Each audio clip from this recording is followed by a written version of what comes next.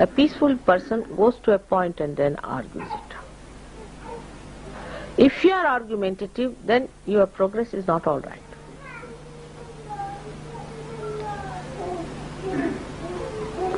So a person has to be absolutely peaceful, and this peace is the most effective thing.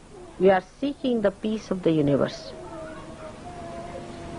You cannot achieve it through any one of these bombs. You can only achieve it through the Spirit, which is the source of all the peace.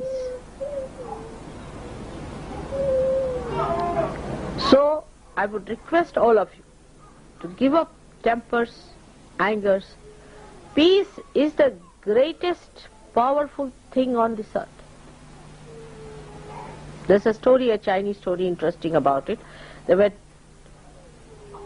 two very great fighting cocks, you see, known to be the greatest of all, and they have this, you see, excitement again of the cock fighting in China. I mean, you can have of everything in this world, all absurd things, like rugby, football, this, that, I mean, there's no end to it. So these two cocks were to go in for an international sort of a fight, I think. So they said there is one great saint living here, he makes everyone very powerful. So the owner of the cocks went to him and he said, will you make these two cocks very powerful so that they can fight and win? He said, all right, it's very simple. All right, you leave them with me. So after a month when he appeared to take the cocks, they would not react to anything, they were just standing like this. He got a fright of his life. He said, how are they going to fight? He said, you just take them, we'll see. So he took them to the arena and put them there. And all the cocks, you see, invaded each other, fought this, they were just watching, these two were watching.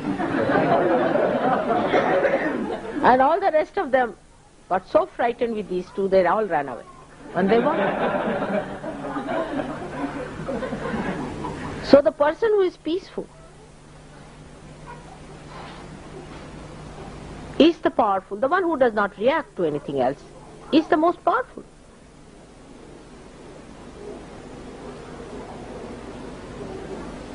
So one has to understand that peace is the criteria to know that you are absolutely at that point where you have to be.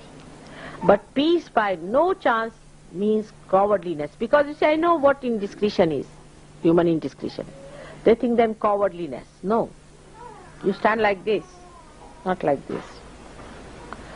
The difference between a peaceful person and a cowardly person is that a cowardly person acts to the negative forces, and a peaceful person creates positive forces, constructive forces, generates it.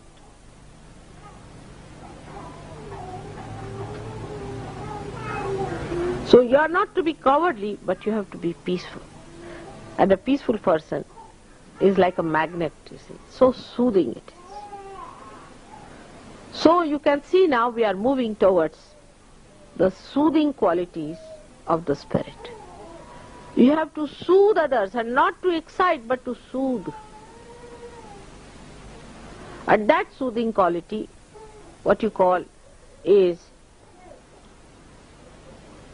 we call it like the ghee.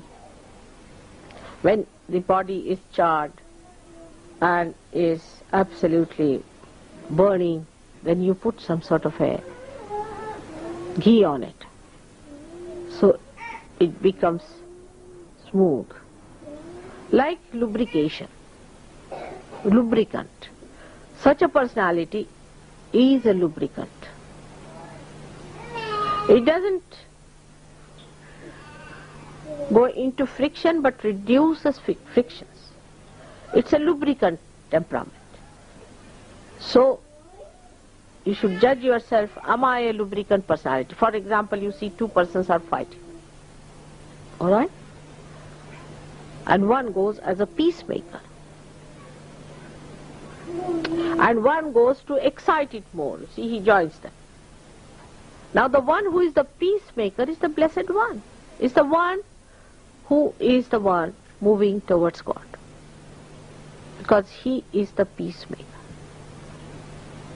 Blessed are those who are the peacemaker. All these things, if you see, are what I am telling today is the same but in a different language. That's all. What Christ said. To understand Christ, you have to open him out more, because he said it in a very simple words which has very deep meanings, and only a Sahaja can understand him. So you have to make peace.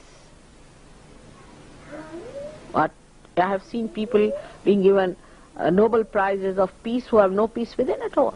They are hot-tempered, horrible people and given Nobel Prize for peace. All right.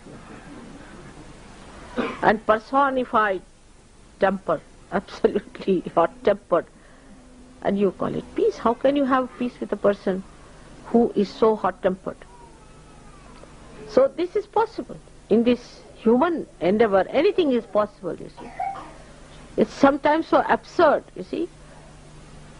Like I have seen people getting a degree, doctorate of learning, who has not even been to a school, who doesn't know how to read the book. Anything is possible, because it is just a maneuvering of everything is so artificial.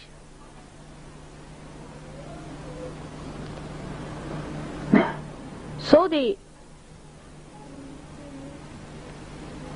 lubrication of your love, the love. So the love that you enjoy is not what is bestowed upon you, but what you bestow upon others. The idea of love is also funny. It's just the opposite of what you have seen so far. They'll write, I love you, all right? And the second sentence will be, I want to divorce you. And the modern fashion is like that. I love you, I want to divorce you because I love you too much.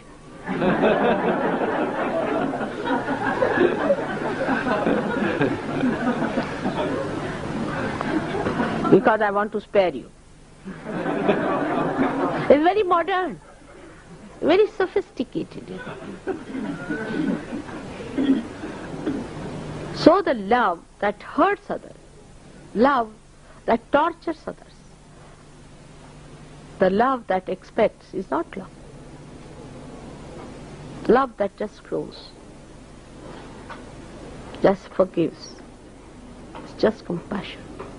It's the most enjoyable thing. Radiant, just like the sunshine. Like Christ, who even forgave those who crucified him. Imagine. Imagine. Because he knew that God will not forgive. Even God will not forgive those he tried to forgive them.